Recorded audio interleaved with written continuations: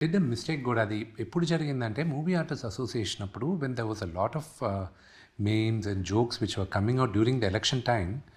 అప్పుడు మా వాళ్ళు చెప్తున్నప్పటికీ ఐ సెడ్ ఇప్పుడు మనం చేసేది సంథింగ్ ఎల్స్, వాళ్ళు అంటారు అది కొన్ని రోజుల్లో పోద్ది అని. ఆ టైంలో ఏం జరిగిందంటే యూట్యూబ్లో కానీ ఎక్కడైనా ఎప్పుడైనా నా గురించి కానీ నాన్నగారి గురించి కానీ నెగటివ్ న్యూస్ వచ్చేటప్పుడు ఆ యూట్యూబ్ వ్యూస్ పెరిగేటివి. సో యూట్యూబ్ వ్యూ పెరిగితే ఏమవుద్ది, వాళ్ళు వచ్చినప్పుడు ఓహో ఈ వ్యూస్ పెరగడం వల్ల నాకు డబ్బులు వస్తున్నాయి, సో ఈ టాపిక్ వీళ్ళ గురించి మాట్లాడితేనే డబ్బులు వస్తున్నాయి, సో వీళ్ళ గురించి నెగిటివ్గా ట్రోల్ చేస్తే వస్తుంది, ఆ ఉద్దేశంతో నెగిటివ్ న్యూస్ రావడం మొదలెట్టింది. I realise this after Ginna తర్వాత రియలైజ్ అయ్యాను, ఓహో so this is the game they are playing. జెన్యూన్గా they don't hate me, they want to make money out. ఆ డబ్బులు చేసుకోవడం కోసం నెగిటివ్గా ఏజ్ చేస్తుంది. That's when we went to the court and took an order, said no చూడు, if there's really constructive criticism go ahead do it.